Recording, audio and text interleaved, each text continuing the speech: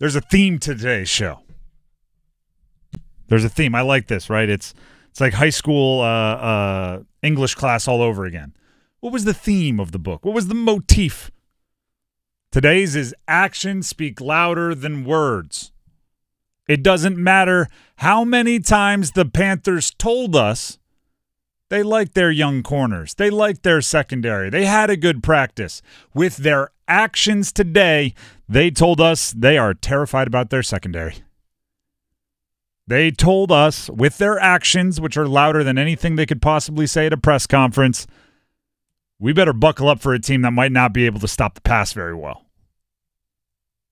Focus in on the improvements on the offense. They like their offense. Their actions told us they like their offense. Right? Focus there, please, because the defense is going to have a hard time stopping the pass. Today was waiver claim day. Yesterday was cut down day, which meant every team had to go down to 53 players on their roster, many starting with 90, 48, 72 hours before, had to get all the way down to 53. Say their goodbyes. Say their goodbyes and maybe their see you laters, because a lot of guys were coming back on practice squads. Today was the day we found out who the Panthers claimed.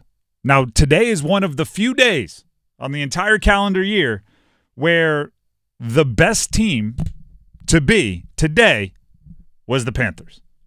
They had the #1 waiver wire priority. So anybody that was waived across the entire NFL, if the Panthers wanted them, they got them.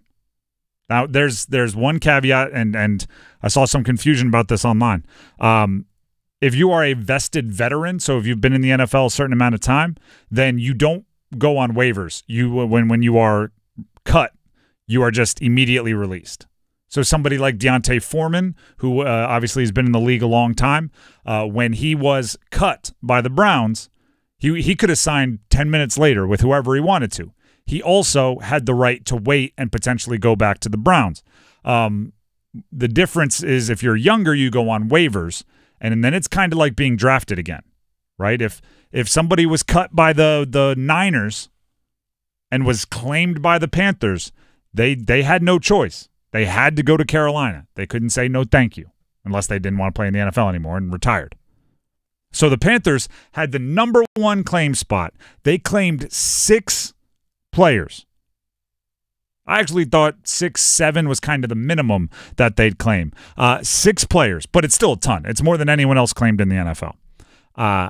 3 of them, cornerbacks. They claimed Shamar Bartholomew off the Jets, Keenan Isaac off the Bucks, Tariq Castro-Fields off the Commanders. But even that wasn't saying loudly enough that they did not like their secondary. Because remember, just a couple days prior, they traded for Michael Jackson, a corner from Seattle. And remember, since waiver claims, remember those veterans I talked about? They signed a veteran, Lonnie Johnson, cornerback that was cut from the Texans. So he's another corner. So in the last 4 or 5 days, they've brought in 5 new cornerbacks, 3 claimed off waivers, 1 signed after being cut, and another traded for. That's an action that speaks louder than any compliment they've given their secondary. And, by the way, it aligns with what common sense would say. The last 2 times we've played cons and cons, which is where we name the thing we're most confident about and the thing we're most concerned about when it comes to the Panthers, the last 2 times my concern has been the corner opposite of J.C. Horn. This is more than just Dane Jackson got hurt, right? Because Dane Jackson hurt, expected to miss 2, 3-ish games, maybe 4, as far as expectations go, and he was penciled in as the starter opposite of J.C. Horn. You don't shift out darn near your entire cornerback room and shuffle them in for new players because one guy needs to be replaced for less than a month. You do that because you showed up in camp, looked around, and realized you severely mismanaged your cornerback room. The players that we thought were vying for a spot, somebody like Deshaun Jameson, somebody like Lamar Jackson, somebody like some of these young players, they're no longer even a part of the team. That's a really, really tough place to go. And these changes have come less than 2 weeks to game one.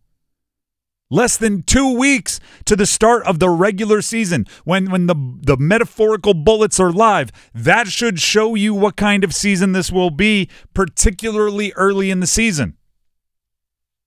You know, at the risk of sounding negative about the Panthers, you are going into your season unsettled at one of the most important positions in the league. If you look at who the highest paid players in defense across the league are, a lot of corners. There's edge rushers, right? There's people that get after the quarterback and people that guard number one wide receivers. More than off-ball linebackers, a lot of times more than interior defensive linemen, a lot of times more than safeties. They are completely shaking up one of the most important positions on a defense less than 2 weeks before week one. Growing pains in week 1 and 2 and 3 are to be expected. Miscommunications are to be expected. NFL football, I say this all the time, it's wildly complicated and simple, right? Part of it is just hustle, do your best, fly around. Part of it is you have to be on the exact same page with high-level concepts with every other player on the field. The reason why it's considered the ultimate team sport is because if you're out there with 11 guys and 10 do their job perfectly and one messes up, that could be a 90-yard touchdown, particularly at corner. So let's say the Panthers and Evero, their defensive coordinator, Ejiro Evero, do such a great job that everybody that's been in camp for the last month, most of the time does their job perfectly. But if that one corner spot is unsettled because they have to play a Keenan Isaac that they just claimed, or they have to play a Michael Jackson who they just traded for, if that player makes a mistake, that defense isn't going to be great. And it's the same on offense, right? If everybody does their job except the left tackle, the quarterback's hurt. It's why it's the ultimate team sport. The Panthers just told us with their actions they need more darts, right? If every one of these young cornerbacks is a dart throw, they just asked for completely new darts. They're at the part at the carnival where you're trying to play the game, right? And maybe it's like knock the milk bottles off with the softball, and you're like, I got this. And then you miss with the first. They're re-upping. They're just going like, you know what? How much is it? 5 softballs for $10. Here's another $10. They tried with Lamar Jackson, didn't work. They tried with Deshaun Jameson, didn't work. They tried with this guy, they tried with that guy, they tried with the other guy. None of them worked. So here's another $10. Give me Shamar Bartholomew, Keenan Isaac, Tariq Castro Fields, Lonnie Johnson, and Michael Jackson. We'll see if we can do something with those. Just a complete restart. Elsewhere, they also claimed an outside linebacker, Jamie Sheriff, out of the Seahawks.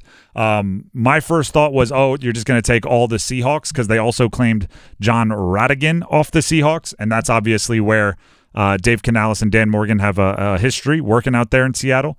But Sheriff is a undrafted rookie free agent who had a really good preseason, so it actually makes sense.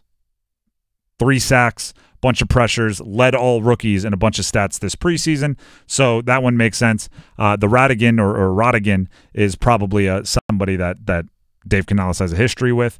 And then the one offensive lineman they claimed was Jarrett Kingston off the Niners, which is a bolster to a position that they are going to very intensely value because they want to run the ball. We'll talk about that later.